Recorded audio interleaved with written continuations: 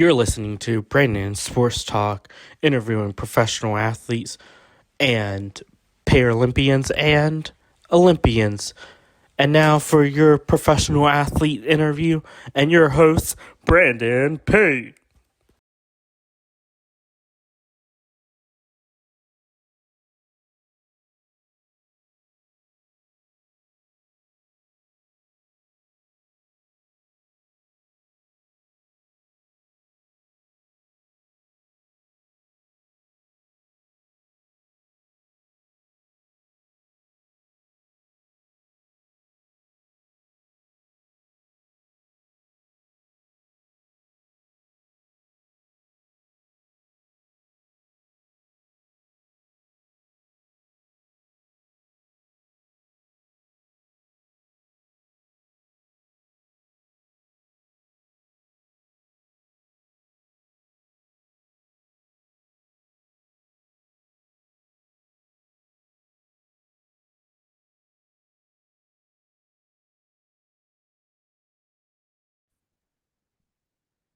Welcome back to Brandon Sports Talk. In today's episode, I have the privilege to interview the Canada Paralympian track and field disc throwing athlete, Charlotte Bolton. How are you doing today?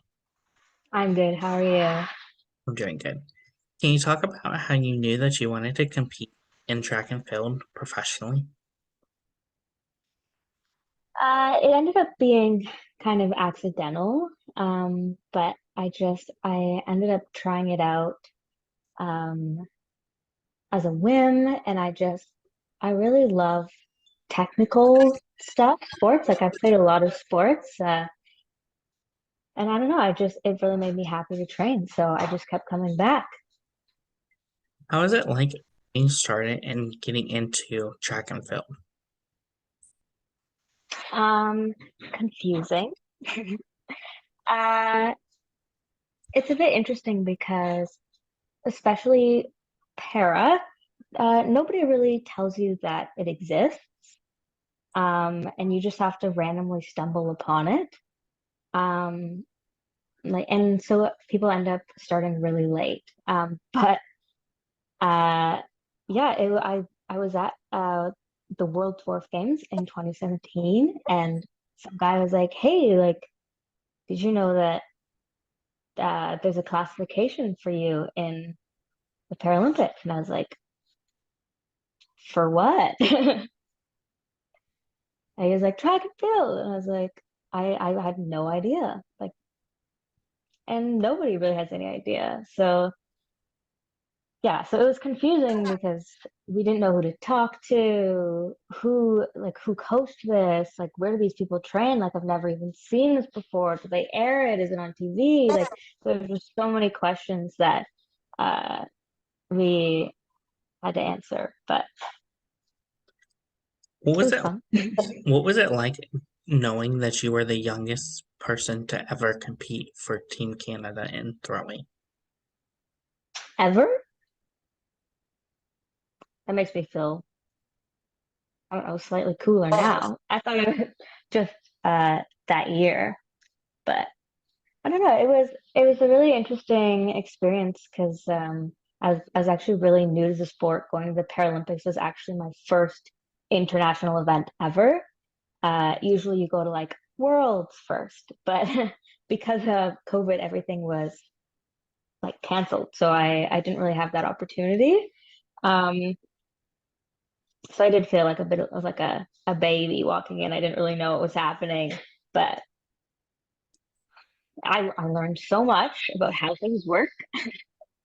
Uh, yeah, I don't know if there's anything to be particularly proud of, other than maybe good job for informing people earlier that this exists. um, I think anyone should be proud to be there regardless of age. I think you should be proud if you were the oldest to be there too. How does it feel to know that you hold three Canada records for throwing, disc throwing, shot put, and javelin? Uh, I actually don't feel particularly proud of it, because I am currently the only Canadian female in my class.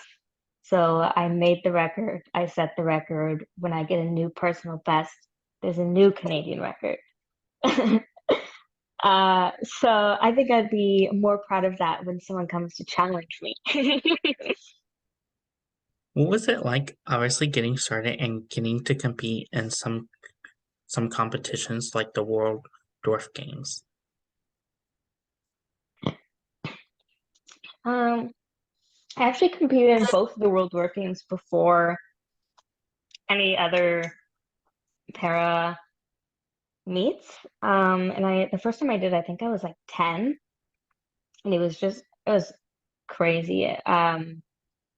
It's I grew up in a small town playing sports with everyone else, and I went to like a convention for little people, but it's rare to see just like how many there really are. Because you don't really see like when you watch TV of like other countries or like foreign TV or foreign news or even like our country's TV shows. I don't see myself in that, and so it was really cool to just there and compete against people like me. Of course, while competing in the World Dwarf Games, what was that feeling like getting to put on those 17 gold medals and 13 silver? Um, well, I did compete in everything I possibly could, so I'm sure that contributed. But it was certainly nice to know that even against my own class of people, I could crush everyone. Of course, how did competing in the World Dwarf Games help you to make the Paralympic team in 2021? uh, that's where I was recruited. I don't think it was particularly helpful in any other way. They're not particularly competitive when in the younger age groups that I was in. It was more of like a learn and explore and meet new people kind of thing.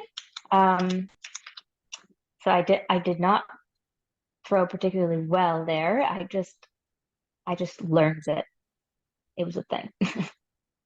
Of course, getting into track and field, how did you know that you wanted to be a thrower versus other disciplines in track and field? So that's the only option. So in track and field for my classification, a female F41, I can only do shot put and discus. There isn't even a javelin for females. I believe there is for males. So I didn't have to make a decision on that front. It was just that's what you got. But also, if running was an option, I would not take it because I don't like running. So it would not have been a hard choice. What is it like training for shot put? Mm, meticulous. uh, it's very, very precise.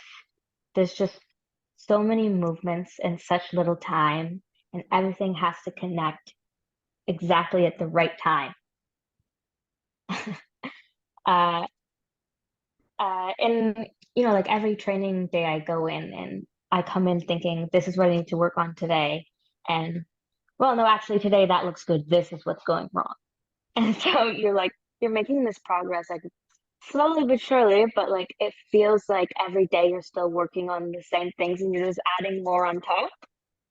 But everything is just slowly getting better. And then you also find new things to work on. So then you're improving those other things as you're improving these new things. Um, so it's definitely a lot, but I love just going in and throwing and then watching the videos and being like, whoo, like I can clearly see I'm not doing what I need to be doing and being able to go back in and fix it again and again and again and again and again until you've got it where you want it to be. Leading into the Paralympics, what was the training like preparing for the Paralympics to go to Tokyo? I wouldn't be able to compare it to any other training, because I went in with the plan of going to the Paralympics. So that's what I was training for the whole time.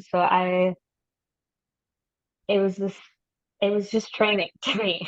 Um, yeah, five days a week, 2 sessions a day, lift in the gym, row, travel. I loved it.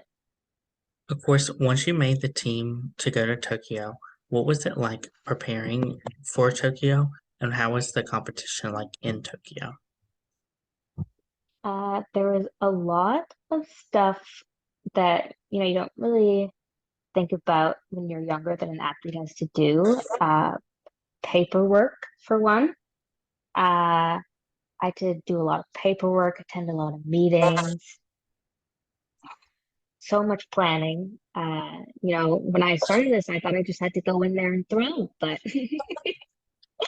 uh, yeah, so a lot of planning and a lot of paperwork.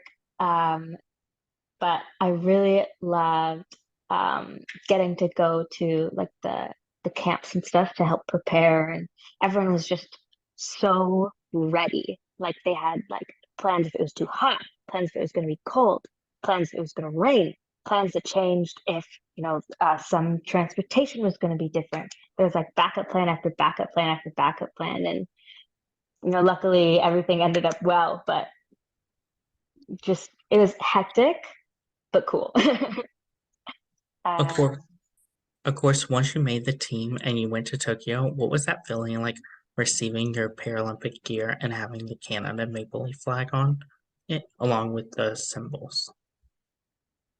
I was so impatient when I got my suitcase. I didn't make it out of the parking lot. I opened up the suitcase of stuff literally in the parking lot. It was just, and we sent pictures to all our family and friends of like putting on the gear, and I was just really like awestruck. Like not only did I like have in my mind like, like you're going to the Paralympics, but like the physical evidence that you're going to the Paralympics. Of course, once you made it to the Paralympics and you were in Tokyo, what was that feeling like when it finally settled in that you made it to the biggest stage? I don't think it settled in until I stepped on the track.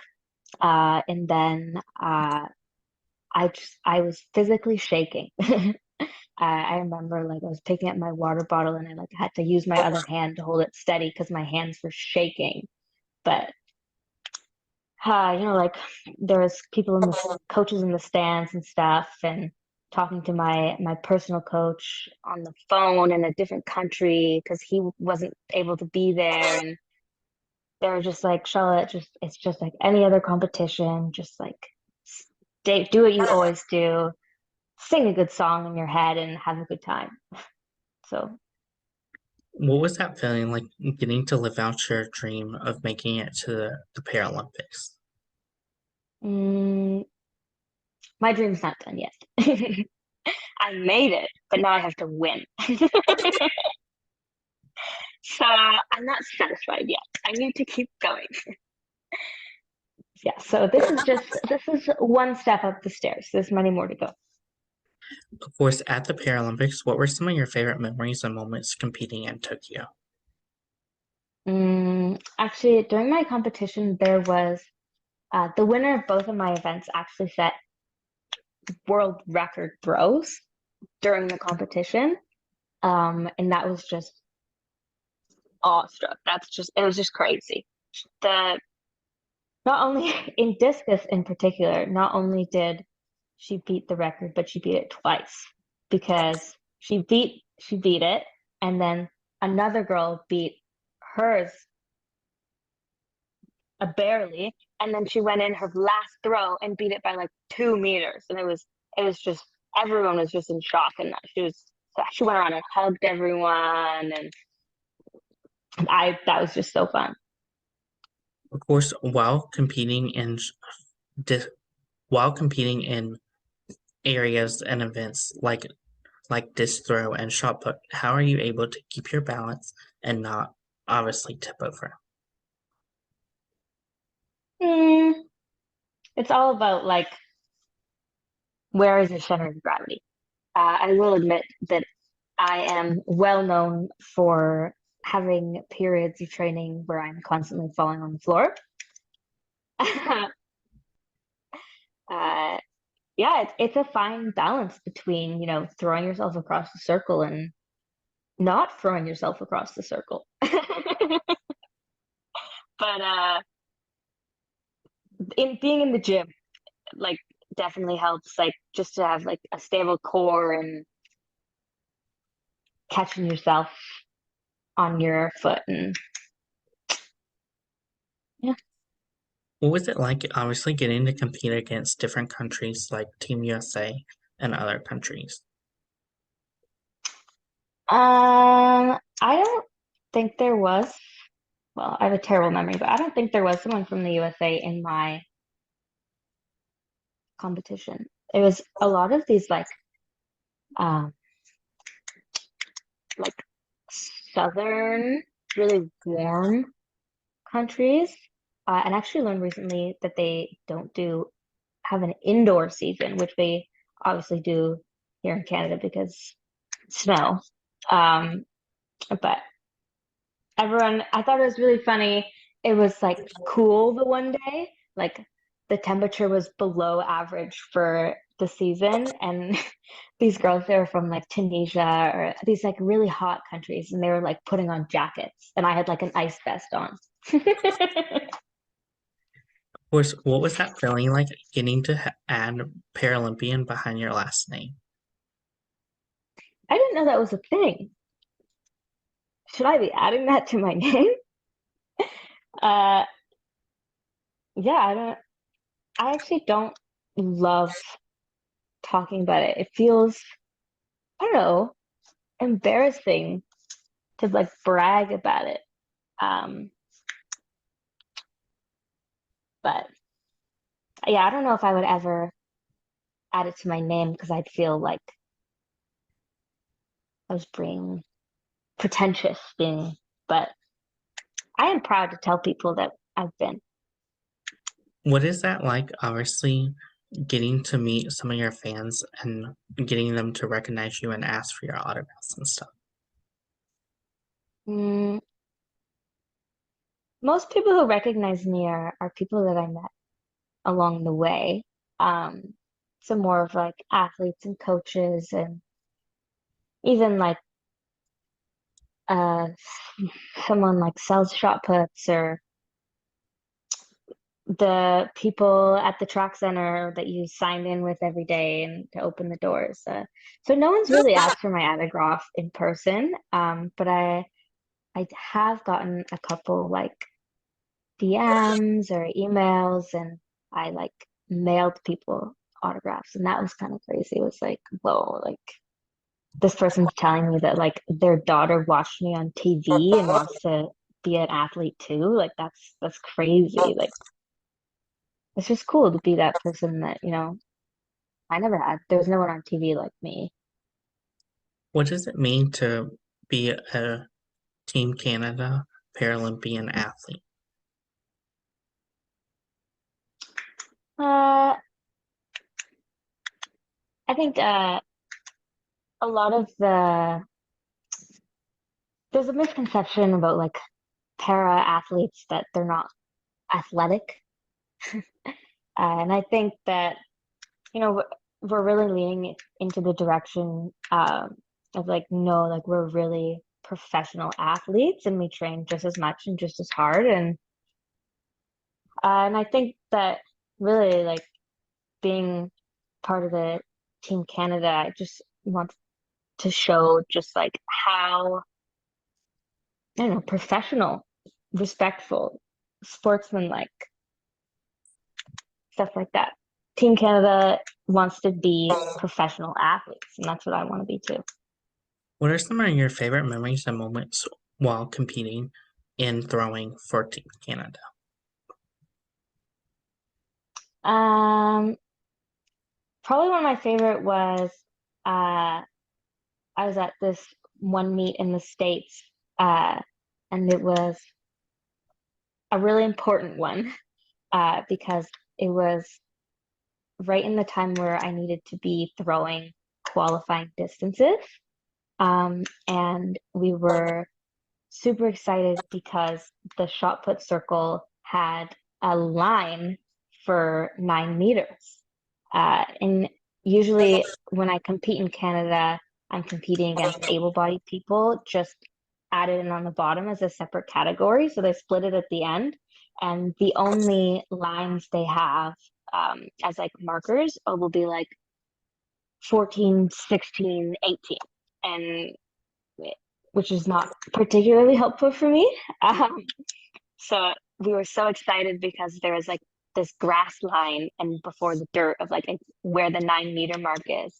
And we were all just like, all you got to do is throw over the grass. All you got to do is throw over the grass. And just hearing the like scream of myself, my coach, my teammates, when it just centimeters over the grass line. And we were just like, yes, like that is it. That is exactly what we were looking for. That's what I needed. It was just so happy. Was that like obviously getting to compete against and with some of your teammates from Team Canada on the para track side? Um, I'm not really competing against anyone on our team because, uh, again, I'm like the only one in my class in Canada.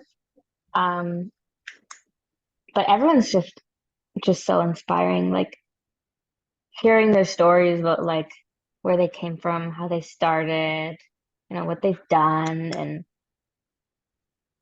and also being like the youngest on the team, I just, haven't been to these things before and just how much they know and they're prepared and what they do for these things. I don't know, it's an honor to train with them when I do. It's an honor to be at the camps with them, and they're some of the funniest, best people I've ever met. So,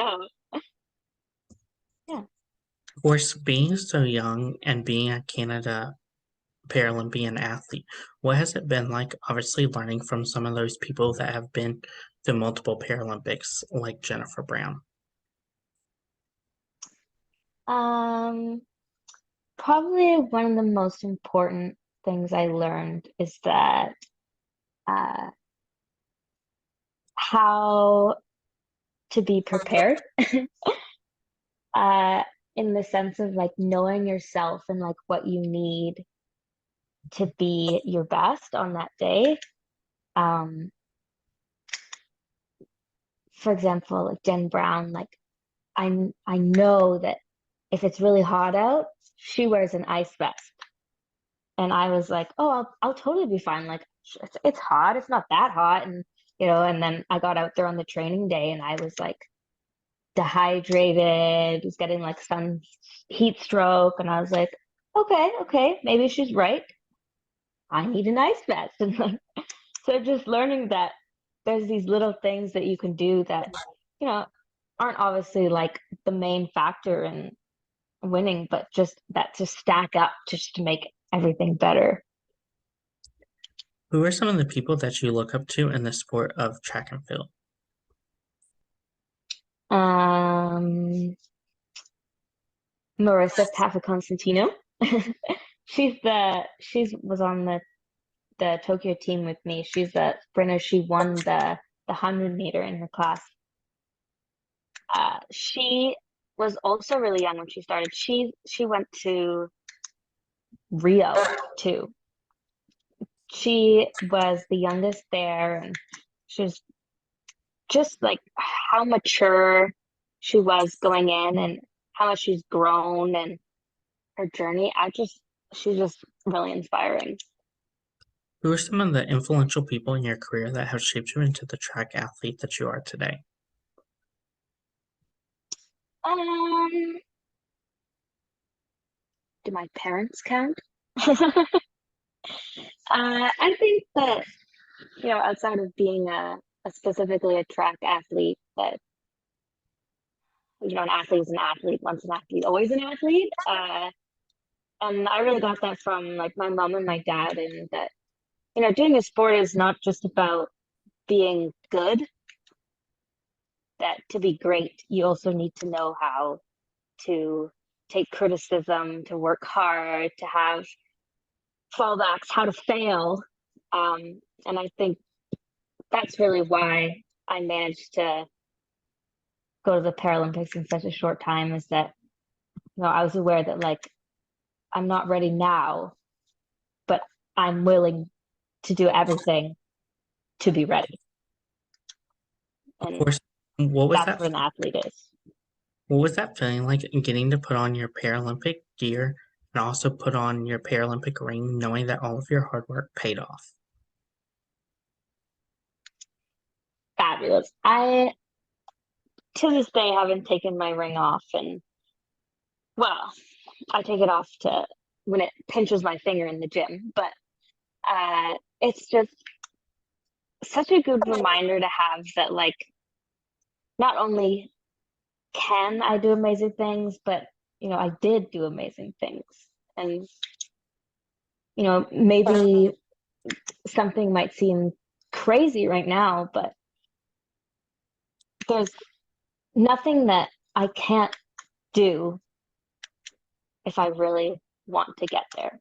And I thought years ago, like before I started this, if someone was like, "You're going to go to the Paralympics," I'd be like, "You're crazy. Like, I'm not a professional athlete. Like, what do I have?" But, it's not about necessarily what you have right then, it's about what you're willing to do.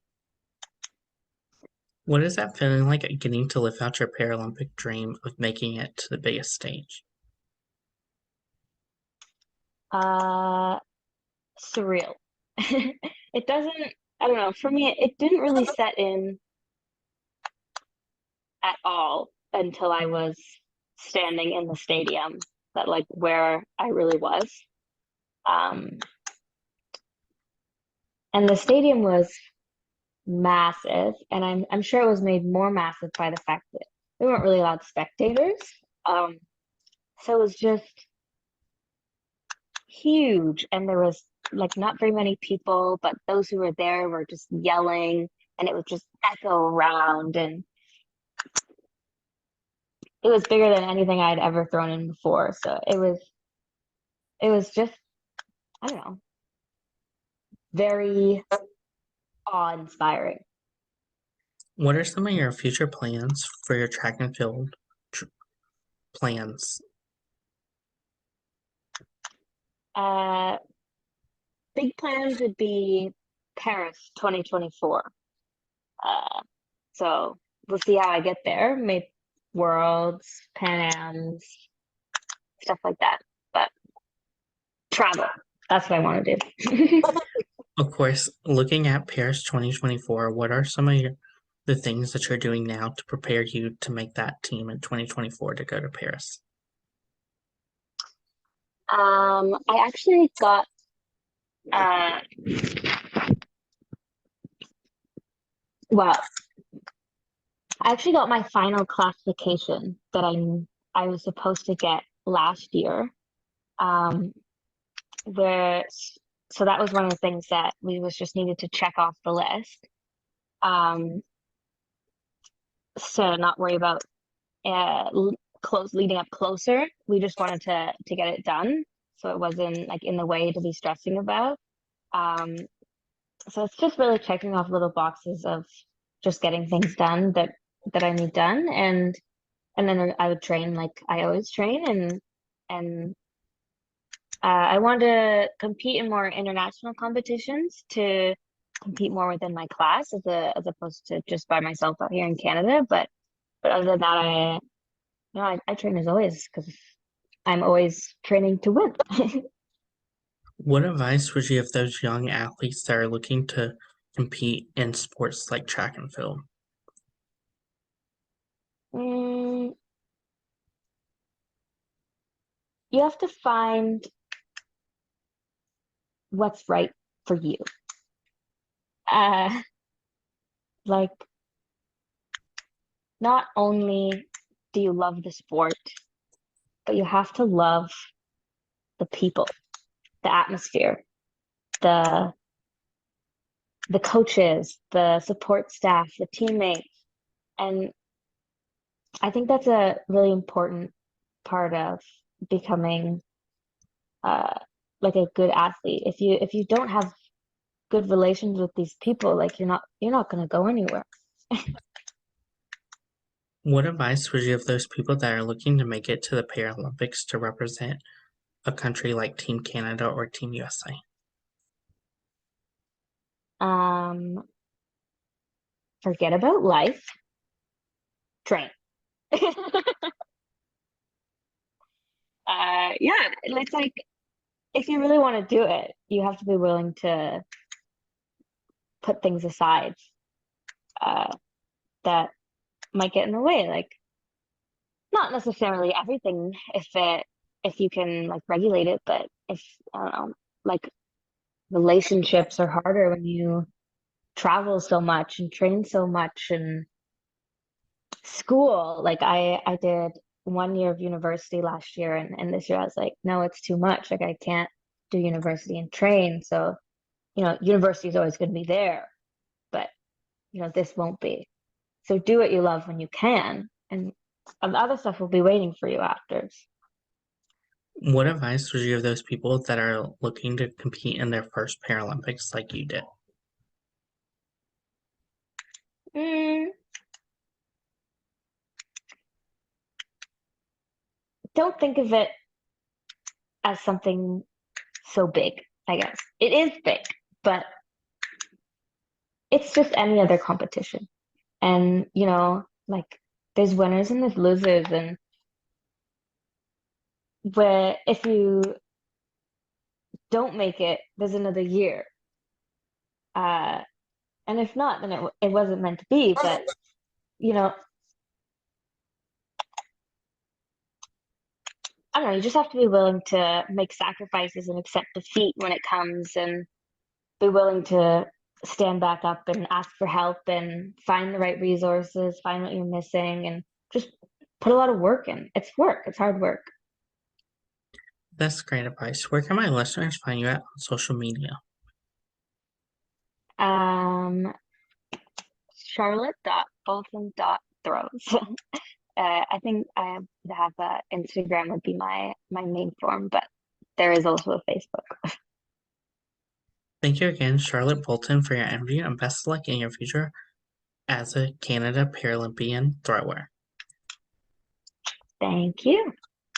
You can find Brandon Sports Talk on Facebook at Brandon Sports Talk, Instagram at Brandon Sports Talk, Twitter at Talk_Brandon, and you can find me on YouTube at Brandon Sports Talk. Don't forget to like and subscribe. Thank you again, Charlotte Bolton, for your interview and best of luck in your future. You've been watching Brandon Sports Talk. Please feel free to like, share, and subscribe to Brandon Sports Talk on social media and on YouTube.